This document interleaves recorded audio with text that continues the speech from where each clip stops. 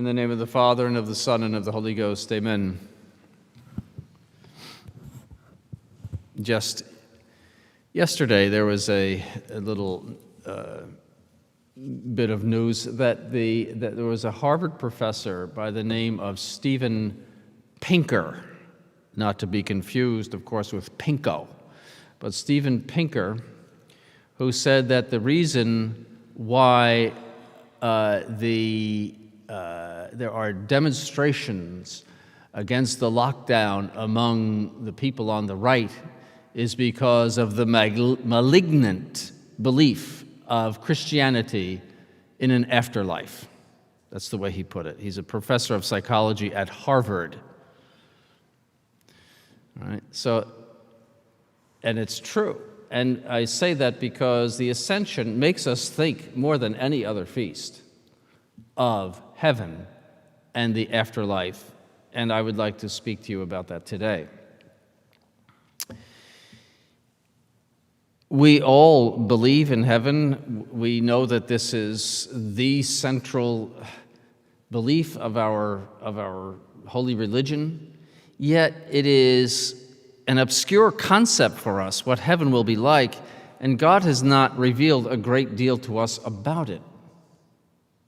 St. Paul said that we cannot even describe it. Eye hath not seen, nor ear heard, what God hath prepared for those who love him. So we are afraid to die because we want to cling to this life. We don't know what is beyond the grave, even though we have these promises. It's something unknown to us, and we cling to this world, this life. And some of us think that heaven is merely an extension of this life. And as I have said to you many times, this is what they typically tell you in the Novus Ordo funerals, that so-and-so is looking down from heaven, no matter what kind of life they have led, for example, when the astronauts had their accident in the sky a number of years ago, well, they were seeing the face of God just because they were astronauts and they had an accident. Or that the Italian lady is making spaghetti in heaven, or the reporter is interviewing God. That's all pagan. Heaven is not an extension of this world. That's paganism. All the ancient Romans and Greeks thought of the next world as an extension of this world. And you hear people say, well, I want to go to heaven in order to be with my spouse or my children. That's not what heaven is all about. They may not even be there.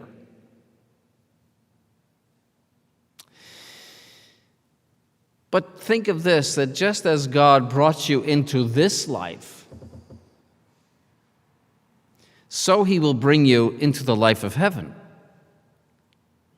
You were in his mind from all eternity, and he brought you into this life to which you cling a great deal. But he will bring you, if you obey his commandments, into another life. You didn't even know that you existed until you were about 3 or 4 years old. Now, to understand heaven a little bit, think of this earth without sin and the effects of sin. First, consider the earth itself. No bad weather, no cold winters, no hot summers, no storms, no tornadoes, no hurricanes, no volcanoes, no earthquakes, no floods. All of these things are there because of original sin. And the earth was changed from a paradise into a place where the mankind was punished in general for sin. And that's why all of those things exist. And that's why even the good and the bad perish in all of those things, because it is a general punishment of mankind. So let's take away all of that from the earth. Let's take away all the deserts and unpleasant places. Let's say that every day would be a beautiful day, that all the flowers and trees would be in perfect bloom, like those beautiful pink trees that you see in Michigan for about a week, and that's this week. No annoying insects. No ferocious animals. Let us take away sin and the effects of sin. Let's take away all human immorality, which brings us so much pain and problems. For example, let's imagine a world in which we would always retain perfect youth, where we would always be 21 years old. No aging, no death, no birth defects, no aches and pains, no discomforts, no disease, no toil, where there would be an abundance of food and goods, all free for the taking. You wouldn't have to work. No physical disorders, no mental disorders. Just take away all of that, because all of those things, all of that, the aging and death and disease and disorders, etc., all effects of original sin. Then let's look at human morality. No ignorance, no concupiscence, that tendency to evil that is in us. No greed or selfishness, no injustice, no infidelity in marriage. No fornication or adultery, no divorce, no sexual deviations, no sexual sins of any kind, no stealing, no crime, no dishonesty, no cheating or lying, no drunkenness, no envy or jealousy, no hatred, no fighting, no wars, no murders, no conflicts of any kind. Take all of those things out of human life. No leftists or liberals. No corrupt politicians. No pride. No vanity. No ugliness. No uncleanness. No disorder of any kind. No abortion, no heresies, no modernism, no blasphemy, no impiety, no atheists or agnostics, no brutality or cruelty, no oppressive government, no communism or socialism, no fear of anything or anyone, no gluttony, no obesity. Think of all of these aspects of human life. No anger, no lust, no impatience, no laziness, no mortification to do, no Lent, no fasting, no abstinence. Just think of that world. And what I have described is this world without sin. And you would really cling to this life. You would say, I would want to stay here forever. But yet it is not heaven. All of this will be part of heaven, especially after the resurrection of the body. But it is not yet heaven. All around us in this world, we see glimpses of heaven because we see glimpses of the goodness of God, His perfection, His wisdom, His infinity. If you look, for example, just at a bird, how it soars through the sky, effortlessly, what airplane could have the maneuverability of that bird? And you see in it the magnificent intelligence of God in engineering such a thing, a bird that will perish in a few weeks or a few days. Or even something as small and as insignificant as a dragonfly with its 4 wings. It is the most maneuverable animal that exists. And it does the wonderful job of eating mosquitoes. Why God made mosquitoes, I don't know, but he did. But they eat mosquitoes. And the engineering that would have to go into making such a thing, such a small thing, that is able to move around so easily and with such agility, cries out for a supremely intelligent creator. And we look at anything, the flowers that are on the altar, the magnificence of those things. They are called the leftovers of paradise. All creation points to the beauty and intelligence of the Creator.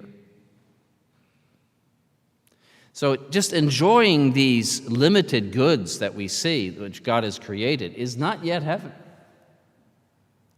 Because when we enjoy those good things, it is because they are reflections of the Creator, and heaven is seeing the Creator.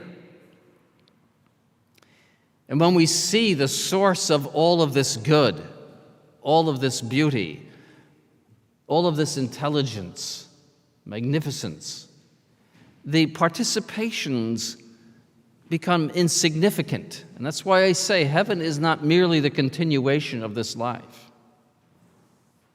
Did you ever notice when 2 people are in love, they forget about their friends and their family? All of a sudden, their parents are not very important, nor their brothers or sisters, or friends that they've known for years. They meet someone, and you never hear from them again for a long time. Because their minds are fixed on each other, and they see their bliss as being with each other for the rest of their lives. That's an example of what will happen in heaven. When we are united to God in heaven, everything created will take a back seat. And while we might still love all of our children and spouses, etc., and we might still enjoy what God has made, that will be so minor in comparison to our relationship with God that will completely beatify us, make us perfectly happy. Because our minds are made for Him and our wills are made for Him. Our whole soul and body is made for Him. And when that union takes place, it will be our perfect happiness. And so heaven's essential element is the beatific vision. And this is what we're looking at the ascension. We look up at our Lord going to heaven. Now, He's sitting at the right hand of the Father as in His human nature, as He is human. Of course, as second person of the Blessed Trinity, He is God. But the ascension is primarily His human nature going to heaven and being with God in heaven. And ordinarily that should have taken place right after the resurrection. But He stayed here for 40 days to prove His resurrection and to instruct the apostles as to how to operate the Catholic Church. Because His glorified body had no reason to be on this earth that is laden with sin and all the effects of sin, laden with death and corruption. It just had no place here. And so we have no place here if we are in the state of sanctifying grace. Our place is in heaven. And the saints say that one of the signs of spiritual perfection is the desire to die. As St. Paul said, to be dissolved. For me to live is Christ, and to die is gain. It's a sign of spiritual perfection to understand that we live in the world of exile, as we say in the Hail, Holy Queen. this exile from God, and this world that is dominated by sin. And we see it more and more and more as it sinks into the world of an antichrist, as socialism and communism and all of this godlessness becomes stronger and stronger. And this organization of all of the forces of leftism are connecting and are influencing our lives more and more. This world sinks yet more and more into sin and corruption. We have no place here. And yes, it is true what that man said, Mr. Pinker, that we do look forward to the next life, and we do not fear death as they do. The worldly people can be happy in this life. They do achieve a certain happiness, but their happiness is a card house. If you remove one thing, one card from a card house, it all falls down. And that's true of them. They make a world for themselves of an attempted perfect natural happiness.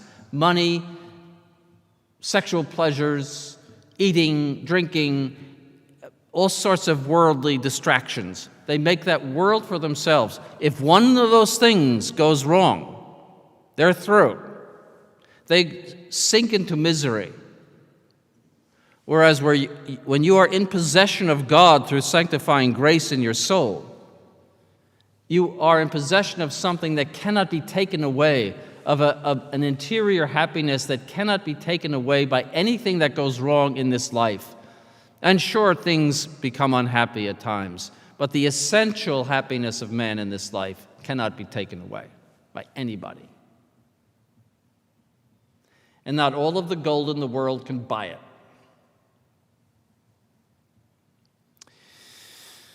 So heaven in this life, so that means to achieve heaven in this life, is done by death to sin, which is mortification of our faults and inclinations, evil inclinations, and by the love of God, which is accomplished by obedience to His commandments. Those two things are visible in the Holy Cross because our Lord accepted the mortification that was due to each one of us. And also, He did this out of love for His Father. And so the Holy Cross is held up to us as the path of eternal salvation. That is our religion. That is our Mass. That's why you are here today. So we should not dread death, as the atheists do, but look forward to what is beyond it. In the name of the Father, and of the Son, and of the Holy Ghost, amen.